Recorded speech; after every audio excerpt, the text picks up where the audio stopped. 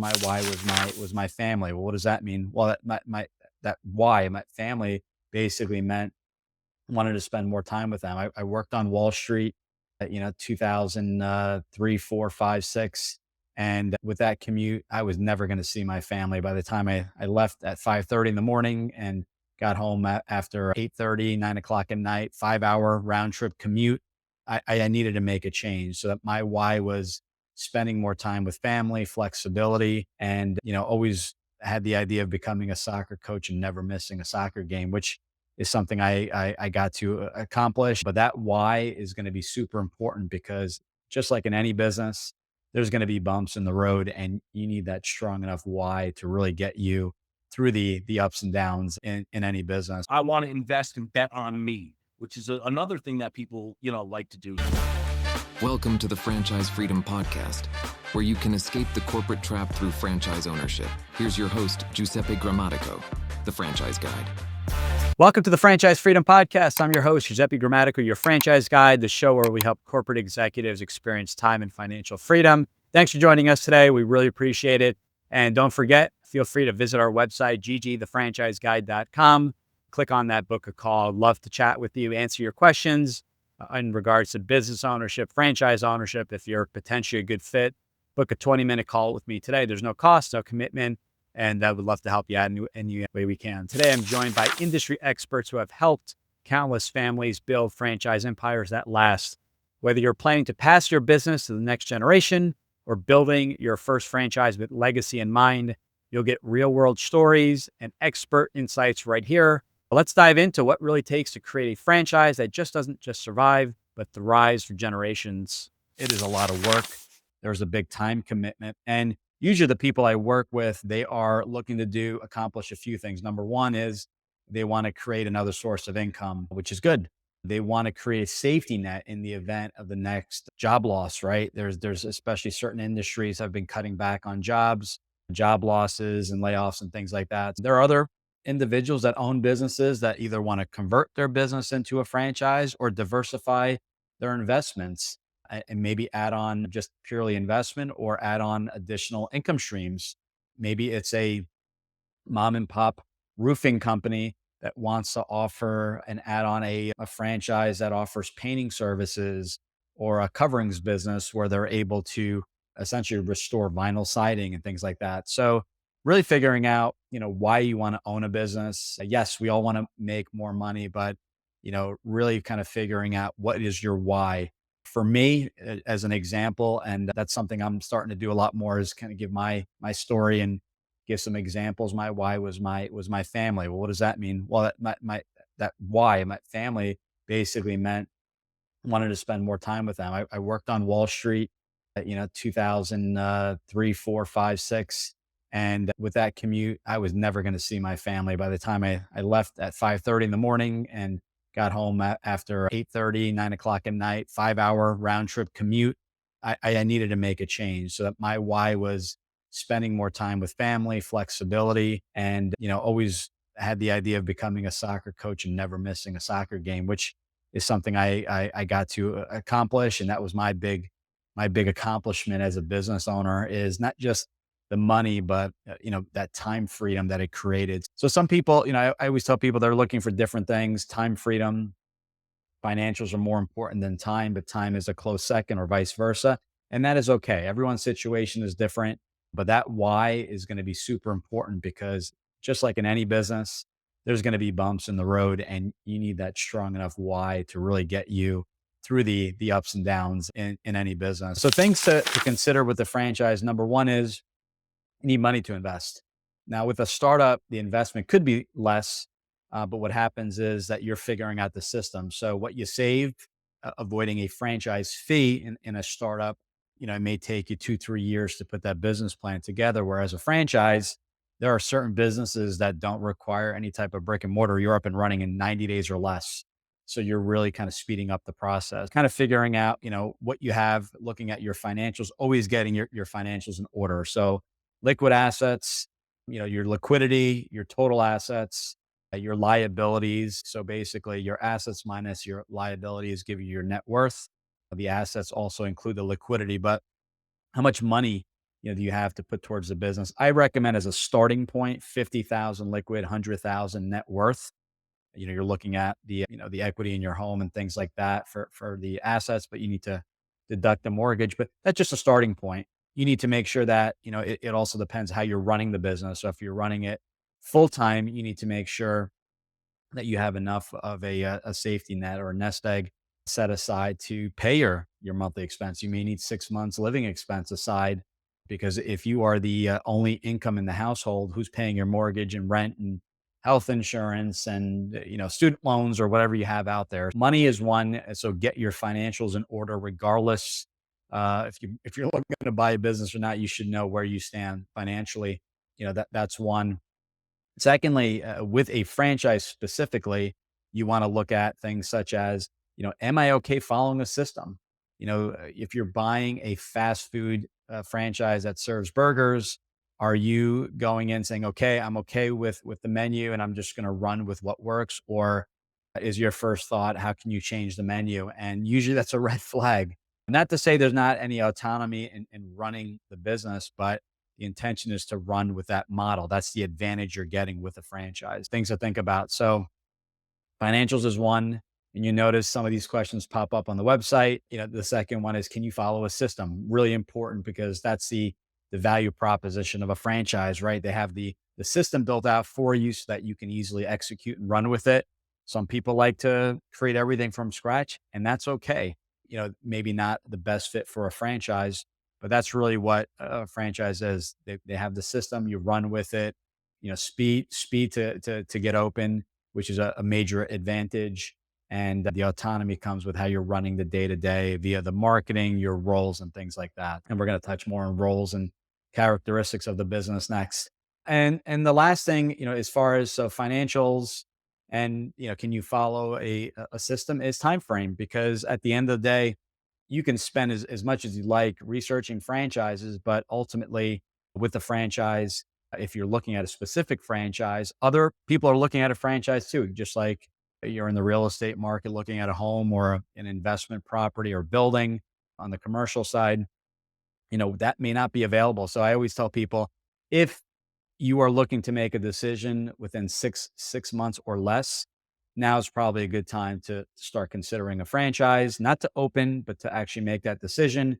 Further than 6 months, if it's a year or two, it's okay to start the process, but not maybe dive into specific brands, because we don't know what's going to be available in the next year or two. So that's something also to think about, is that with a franchise, it's going to be a location or a specific territory, and other people are going to be looking at that as well. So consider those three bullet points. I think is going to be super beneficial.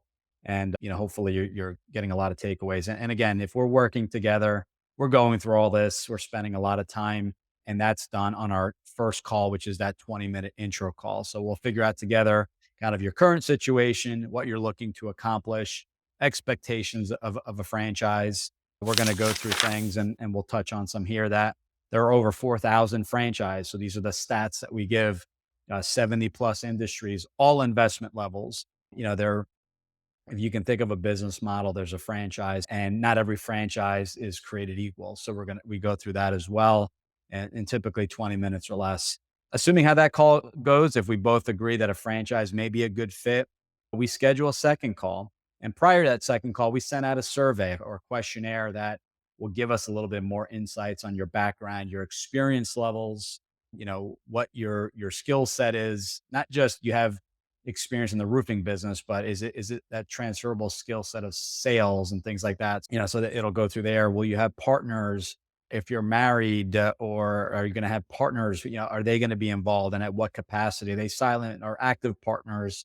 What do they bring to the table? And once we get that back, we schedule kind of the second part, which is, what does the ideal franchise look like? So again, if a franchise isn't a good fit, no real reason to start looking at brands and doing all the extra work. It's really getting clear if a franchise could work. So that's kind of step one. Step two in finding your perfect franchise is, what does the ideal business look like? Now, this is really reverse engineering the process, because what most people do is they'll look at a company like McDonald's or Subway and say, okay, back in the day when I started looking, Subway was, I think, one of the top selling franchises at the time.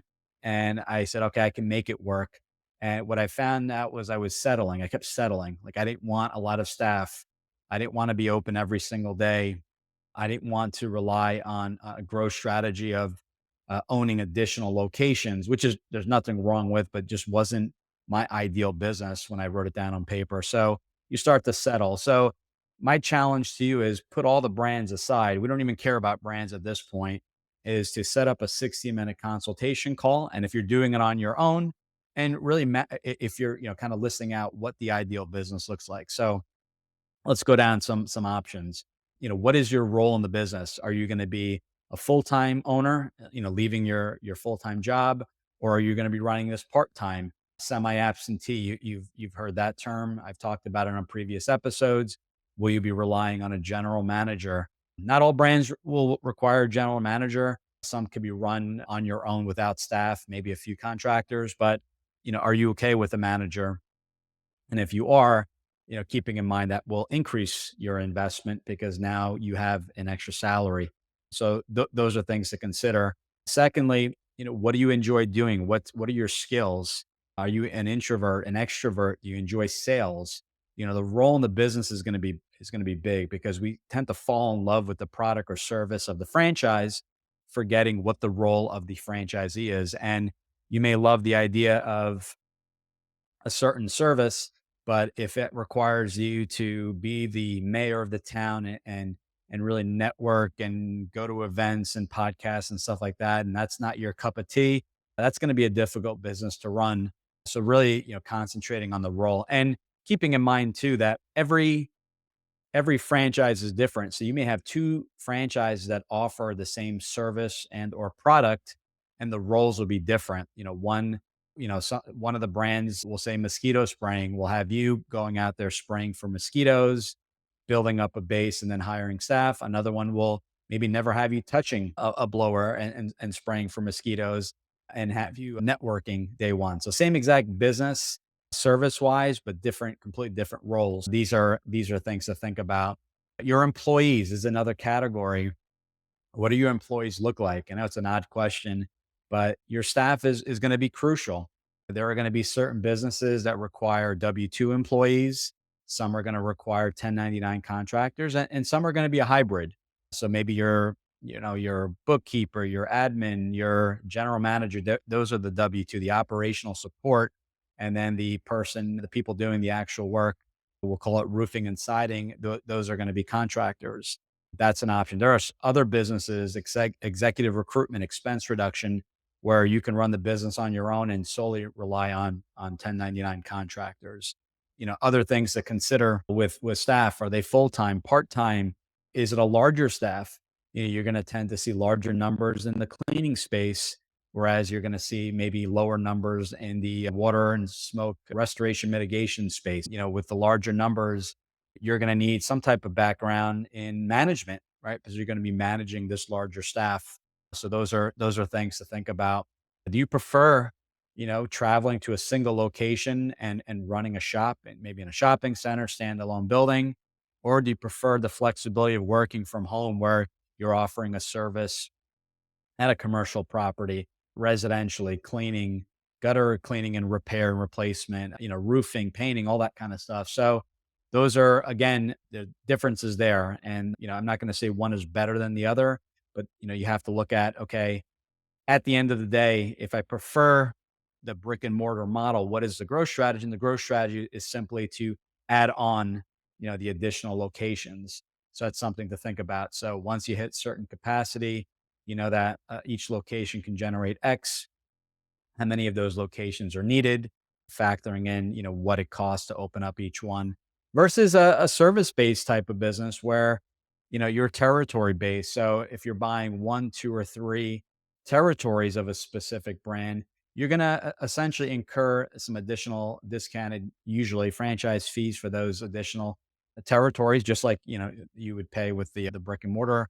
option, but you would really kind of focus on the local market with the same team. If you have a team of three or two or whatever that number is, whether you buy one, two, or three territories, you're going to start off with the same team and slowly or gradually expand the staff once you hit certain capacity with your staff and employees. So there's definitely differences there. And we talk a lot more about that. That's a kind of that scalability is going to be kind of another show in and of itself. Those are things that we talk about in the consultation. If we haven't, what else as far as that? That is, a couple of things we dive a little bit deeper. So the difference with kind of the service we offer versus a portal, instead of saying, okay, do you prefer brick and mortar or service? Do you prefer a low number of employees or a lot? If you've never owned the business, you may have a hard time deciding or not knowing the difference. And I always say, go with what your comfort level is. But what we do is we break down in that 60 minutes. Okay, what's the difference between a brick and mortar aside from needing a physical location? We talk about the length of time we talk to get open, the investment. For a lot of the home service brands are up and running in 90 days or less. A brick and mortar non-standalone can take 6 months to a couple years to get open, depending on the complexity of the build out. Brick and mortar, if you're building something from scratch in a standalone building, so they're building the structure, or if they're just, essentially there was a restaurant in there, you're just changing it for your concept, that there's going to be some variables there, working with the landlord, negotiating leases. So tend to take a lot longer to get up and running. But these are the preferences, putting together the list of things that you want the business to have. And we get really, really selective. We want to make sure each business checks off all the boxes, as opposed to let me just check off one box and not the others and start to settle. Now you have a business that's kind of 50% of what you envision that business to be. That consultation, along with your responses from the survey you sent to us, give us a complete picture of what this ideal business looks like. And we summarize it in a franchise model, which is essentially, if you're doing it on your own, a summary. Just list those key areas, list your answers, and that's going to be part of your criteria search. We put it all together and really kind of help in what that ideal business looks like, so that any business, whether it's a franchise or even non-franchise, we want to make sure that we're using that model to gauge any business going forward. Between this call or the second step, the consultation that we just wrapped up here, we also want to talk about funding. I always, recommend speaking with a funding company directly. You have your financials together. We work with a company, both Benetrends or Fran Fund are two companies we work with, and they'll do a free, no cost analysis.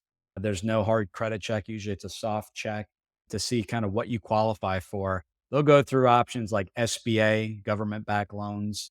Believe it or not, there are some brands out there that, once approved by the SBA, will offer 100% financing. Not common, but there are a handful of brands that will do that. Typically, 20 to 30% is what you're looking to put down. Just say an average service-based brand is 150 to 200,000 all in, which is essentially the 90 days of operation, working capital, franchise fee, and all the costs involved to get the business up and running and to run for 3 months. We'll round it up to just say 200,000. You're looking at about 20 to 30%. So 40 to 60,000, and that 40 to 60,000 would be the down payment, and then the rest would be financed via the SBA. The use of retirement assets, this Rob's plan, rollover business startup, and those plans you get to utilize previous employers' 401k, an old traditional IRA, not a Roth IRA. If all your money's with your current employer, those funds will become qualified after leaving the employer. So something to think about as well. Some people use a combination of a retirement rollover and an SBA loan, and Benetrends or Fran Fund will be able to walk you through the process. Kind of like when you're buying a home, want to make sure that everything is in line, that you're qualified and looking at brands that you qualify for financially. But just because you qualify for up to $500,000, your comfort level may only be 200,000. So getting clear on what you qualify for and then what you're comfortable with are two different things. 45 years ago, our founder, Len Fisher, who was an ERISA attorney by trade, came up with this process. He was working with one of his clients who had most of his assets in a retirement account, and Len utilized the IRS code and, tax, all the information that the IRS lays out, and realized, hey, you can do this if it's done properly. So it kind of happened by accident, and he created this process, and 45 years later, 50,000 plus clients later, Wow. we've really created a whole industry around that product. So yeah, it's very much legal. It's very much blessed by the IRS. I think, Giuseppe, the first 15 years of us kind of in business, it was a lot more, lobbying, with the IRS to get their blessing on this. Right. But, they have since giving us the kind of green light and nod that, you know what, Rob's is something that's going to be here and here to stay. And you have our blessing as long as you have an organization like Benetrends or some of our competitors that are doing it properly and managing those accounts. So yeah, man, it's again, just an option most people don't realize is at their fingertips. And honestly, man, it's not very complicated. I think a lot of people, to your point, like, think it's like, I've never heard of this, so it gives them a natural kind of hesitation, but it's really no different, Giuseppe, of the rollovers most of us have done in our corporate life, right? Right.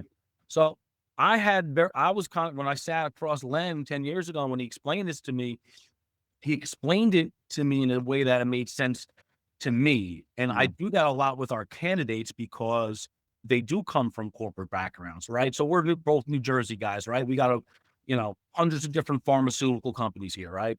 So let's just say I'm, an analyst at Johnson and Johnson, right? And I have a 401k with J&J. Let's say there's $300,000 in there. And I get an opportunity to go work for Pfizer, right? Typically, what we do in scenarios like that is I'll take my J&J 401k with $300,000.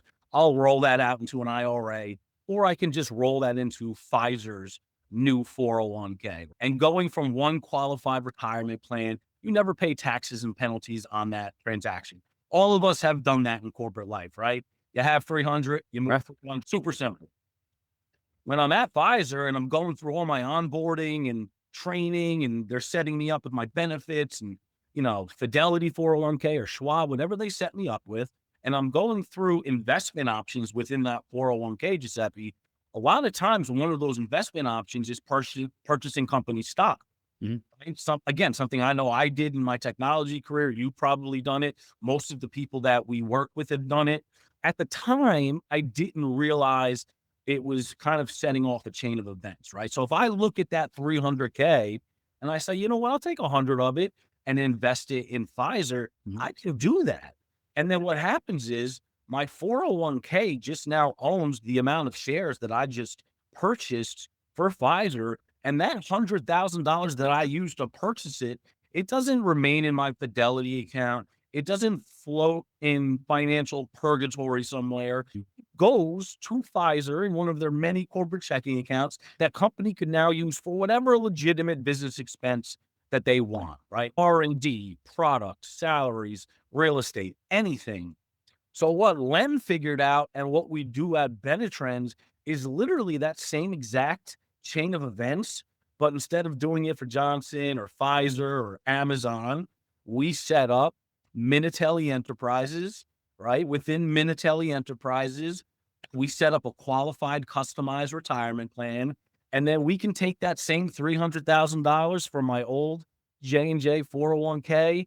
We roll it into Minatelli Enterprises, new qualified retirement plan. And just like before, going from one qualified plan to the next, no taxes and penalties. And then what happens is the retirement account that Benetrends created for me is now just going to purchase privately held stock in that Minatelli Enterprises. And then through that privately held stock purchase, Giuseppe, the retirement account's going to own privately held shares. $300,000 now goes to Mike Minatelli's corporate checking account that I could now use for any legitimate business expense. So that can be the franchise fees, it can be a build out of my location if I'm having a brick and mortar, trucks, equipment. It can also be used to pay yourself a salary, which is a lot of times very hard to get from a loan. And it can also be combined with SBA or another form of funding to get additional funds to help secure, your investment. So yeah, again, that helped it make sense to me 10 years ago. And when I try to explain it that way, Giuseppe, it does seem to resonate, especially with the people that have done it in their corporate life, right? No, it absolutely does when you kind of say it that way. And that explanation actually is really helpful because people start getting into the weeds on this. And I go, I'm not the expert in this Yeah. area. We work with Benetrends, we work with Jade every single day, back and forth. There's always this, you probably never heard of this scenario. It's always one of those conversation starters, but Yeah. she's been really helpful She's in great. starting that. So that is, I guess, a benefit there is when I'm looking at it, it seems like it's your money. So you get access to the funding quicker and you don't have to worry about note payments every month, right? It's just, you got a new business, right? Yeah, yeah. There's a lot of advantages to it. It is, to your point, a very quick way to get, funding, right? From start to finish, you're looking at usually 3 to 4 weeks from engagement to that money sitting in your corporate checking account. Even Giuseppe, for the people that have cash and liquidity Mhm. and they learn that this is an option, they quickly say to themselves, well, if it's sitting in cash, that means I've probably already paid my taxes on it, right? Cash is good to have for your day-to-day life, right? Becky needs braces, Johnny's going to college, trees fell down in my house. Cash is always good to have. So once they realize I can access my pre-tax dollars in sometimes an underperforming retirement account, I'd rather keep my cash here Right. and then access these pre-tax dollars to help fund the business. So you have the aspect of using versus post tax. Some people like the diversification of it, right? If you have somebody that has substantial amount of money within IRAs and retirement accounts, if they have $1 million and they can just pull 200 of it, take it out of Wall Street and the market and say, hey, now I'm investing it in Giuseppe and my business. It's diversified, right? So it's not tied to Wall Street. It's tied to me. And then you have the individual Giuseppe that just likes control, right? Maybe there's some distrust about Wall Street and, the market. And they say, you know what? I want to have control over my money and my destiny. God forbid it doesn't work out. There's nobody to blame but me and myself. I want to invest and bet on me, which is another thing that people, like to do. So there's a lot of different ways that people view this. And again, to our point, most people go into this conversation not even knowing or realizing that this is an option. Awesome. No, that is really helpful. And for anyone that wants to learn a little bit about the ROBs or anything we're talking about today, we're definitely sharing this episode since you do a much better job in explaining it, especially when the questions start popping up. So this is one avenue of many. Talk to us about another product or service is the SBA loan. So Yeah. what is that? What does SBA stand for someone that's listening for the first time? And, what does that process look like? And maybe even, compare the two, maybe some differences. Obviously, one's a loan, but if there are differences as what you can use the funds for. Yeah. SBA, Giuseppe, is a small business administration. It's our government backed entity supporting small business and entrepreneurship in the US, right? At the end of the day, these are just banks lending the money. What the SBA does is incentivize banks to lend to Michael, to Giuseppe, to anybody out there by guaranteeing a certain percentage of that loan. I talk to people all day, every day, and sometimes I ask, hey, why do you want to look at an SBA loan? And they say, well, it's guaranteed. Yeah, while that's true, it's not guaranteed to the borrower. It's guaranteed by the bank that's lending it, right? So, I also get the question pretty frequently of, well, why do I need an SBA loan? Why can't I just get something, traditional or conventional? And the short answer is they're just harder to come by. Banks like to follow the SBA processing guidelines because they know at the end of the day, up to 75% of that loan can be guaranteed by the federal government, right? So the banks have protection knowing that they have the backing of the US government, right? If they do something conventional or traditional, that risk is entirely on them, right? So they like to follow this process because, again, it gives the banks a level of protection and this kind of a safety net, right? And, it's still a very popular way people get into business. All of these banks are very different in the types of loans they have appetites for. And those appetites change as they become in different industries and different thresholds once they hit. So what Benetrends does is we partner with about 60 lenders across the country, and we take 45 years of experience, and we're going to walk a client through from pre-qualification to going directly to those lenders that we know love fitness, or we know love service-based or health and wellness or quick food service, and then try to get the best potential rate that's out there for the client, right? Because these are government-backed loans, though, Giuseppe, the banks do have to follow specific guidelines and criteria. So if you don't mind, I'd love to kind of just give you the basis of what they look for, right? They want to know that the individual's, just an outstanding, U.S. citizen, right? Clean record, things like that.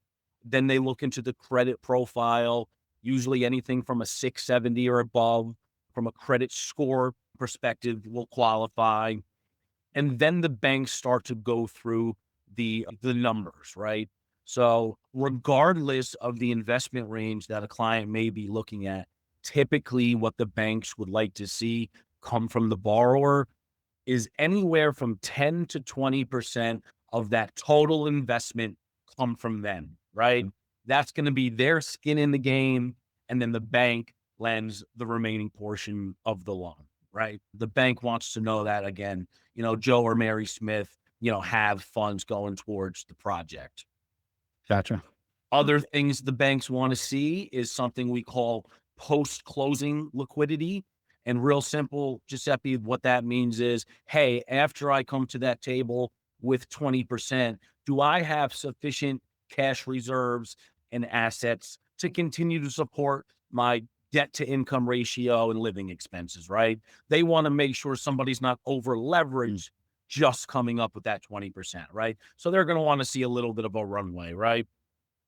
Sometimes the banks want personal collateral, not all the time, but as the investments get larger, sometimes the banks do want to, see collateral. 9 times out of 10, that's going to be a second position lien on a primary or investment property. Not always the case. It's always done on a lender decision.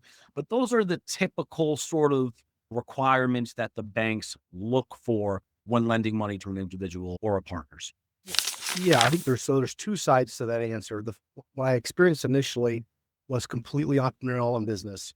I looked at it and go, there's nothing in this space that I feel was geared towards teenagers that created a really unique experience. That had me interested. I've had a big concern on customer acquisition for a few years now, where I think the digital landscape is broken and it's really hard to digitally advertise out there across almost all industries. And so with this concept, you really know where your kids are at when they're there. Right. You have a new crop coming in every year. So there's things that you can strategically do to get in front of those customers and build those relationships. I like that versus having to go door to door or, just blanket a market. You can be very sniper-like with how you approach the customer acquisition. The residualness I thought was interesting when I heard that the only campaign that they've done in advertising was one direct mail piece. That's where I was like, okay, there's something. Recession proof. I think that you would wait to get your house roofed before you make sure that your kid was safe. So there's a mandated from a state standpoint, even in like Nebraska and Florida where there's not a mandate, they still either have to go through a program like this or do documented driving hours with a legal guardian. And so it's, I think parents would rather outsource that to a professional than do it themselves. So that's the first part. I went from a business checking the boxes going, customer acquisition can be that, and profitable, residual, unique experience, clearly can differentiate yourself from the competition. When I did the ride along though, I had not thought, and this is me being transparent, the mission obviously, was important, but it was purely business. Right. When I did the ride along, that's when it became emotional for me. And, my kids are young and this is what they're going to go through. There's not many businesses that you can start where you can make money, build something that's important to the community, and also do something that's as unique as saving kids' lives. I mean, they're really rewarding. So that did not hit me until I did that ride along. And that's when it was like completely flipped my mind in a different direction. And I think that ride along, it's totally different if they kind of explained or showed you a video to actually experience it firsthand. I know for myself, I have two teenagers. My son's 17, my daughter will be 15. So yeah, we went, we're in New Jersey. So it was one of the states where you had to mandate it to have a driving school. We didn't know where to go. We just contacted the school because everyone's, and naturally every year you have, I forget how many kids in each class, 300 kids in each class. So obviously they're all going to be in need of this service as well. If I can add one thing down the road, if you can add after they get their licenses, I need to get one of these brakes on the passenger side that are easy to install, because I'm doing the air brake constantly whenever someone else is driving. So if that could be installed easily, that would be awesome. But yeah, I like that. Who would you say? So this is a brand that obviously high in demand. Who would be the right fit? So from someone maybe gets the mission, really hits home, but who are you looking for? What are the skill sets, the characteristics of that franchise avatar that you're looking for? There's some deal breakers with this brand. I've always been an experienced person. I always think the experience that you provide is what can really set you apart. I think that's where I had a lot of success on the franchise development side. And now being able to implement that both on the franchise development as well as operations, we love to differentiate ourselves. But I think when you look at that experience, you have to have someone at the top that can culturally affect the organization down. And so the franchisee is going to have to be outgoing, is going to have that, just they're likable, they're connected in their community, preferably have a 14 to 16, 17-year-old kid or teenagers that have recently went through, are going to have to go through the program because then they have a built-in network. Right. But I think it's a community type person that's got the connections that people like, and that when they look to go hire people like themselves, they can replicate that experience down the totem pole. No, you hit nail on the head there. The outgoing personality that is, a pillar of the community, somebody that agrees with the mission too, I think is important, that are looking for things that they want to do that are mission based isn't the only thing that I can keep out of there. So. And the adult one's also important. I don't think the analytical chief technology officer that wants to be in the office all day is probably not the right fit for this type of brand. And we really want people to focus on a superior experience that the teens go through. Right. And that's really important. And that's why I invite different franchise companies, brick and mortar, food, non-food, service-based, the experience. We want not the experience, the knowledge, kind of to really explain to people, what does the initial setup look like? Who does well in certain industries or with certain brands? And I do this, and I like to help people kind of compare and contrast just to see, hey, do I see myself doing this? Is this a brand that may or may not be a good fit? Specifically for what I'm looking to accomplish based off the skill sets, not necessarily the experience that you had. Maybe you worked on Wall Street, but what is that transferable skill set? Is it networking? Is it sales? That was my background. And that's how I got into my first franchise and now consulting. So I always tell people, think about the skill sets, not necessarily the actual experience. When it comes to, the investment and funding, Jen, obviously this is where we met in the past on the funding side. So can you talk a little bit about, maybe some ways of funding this type of business? Maybe top two, three ways of funding this? Sure. Yeah, absolutely. So, the obvious one is that the SBA loan. Also, we're going to be looking into not necessarily a fleet loan for the vehicles, but going to the local, I don't know, Zach, you could probably explain the fleet program. I think there's a couple options on the, when you look at the vehicles. Our goal is to hopefully they ramp up as quickly as possible. We're flexible on the actual type of vehicle they're going to be driving. So a lot of the times the dealership is going to have the lowest interest rate and best financing option on the vehicle itself. I think it's going to be the typical jobs rollover SBA type of funding opportunity. Yeah. And then for initial growth, I like this concept for the future growth because it can be done through the dealership financing. It's on a $250,000 second vehicle bid to get having a $20,000 to $30,000. Right.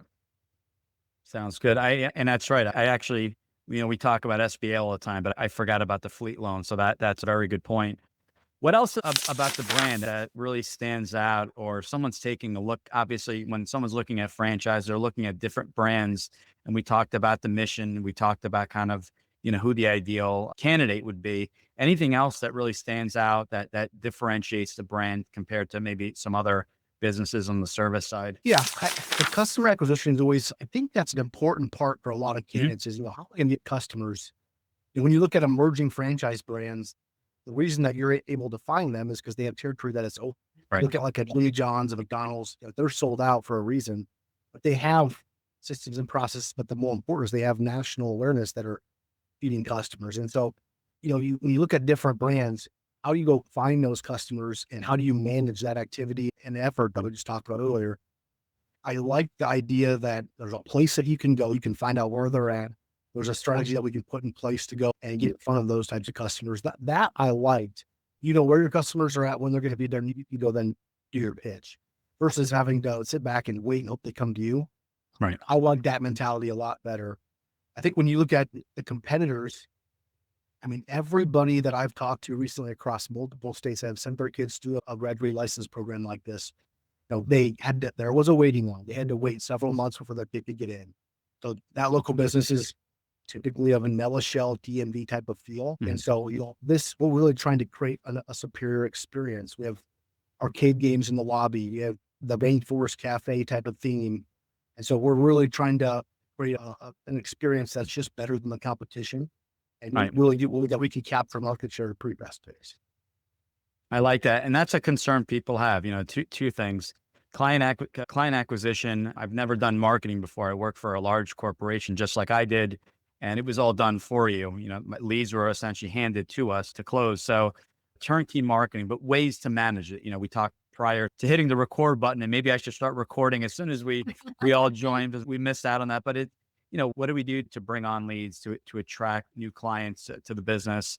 That's crucial. And it's an ever evolving thing. I know when I first started with SEO, and the algorithms are constantly changing. So really having that support as to exactly, how do I go about this? And then what do you do over and beyond? So yes, we handle the digital, but what else can be done? As you mentioned, events. So, my wife was president of the PTO for 3 years. I think that was the max. And then you had to change to a different position. So, or PTA, PTO, I know depending on the school, they call it different, but what should we be doing? Should we be sponsoring events? Should we be working with the schools? How early, what grade? And I think having that roadmap, and then you just really just go after it, right? Just kind of have that blueprint of exactly what you should be doing. So am I missing anything there? But I know that's crucial. Yeah, you're absolutely right. Yeah. Getting into the schools, and we have specific parts of our marketing that have us intertwined with the school systems, and not just in hey, this is what we do, but hey, we're here to help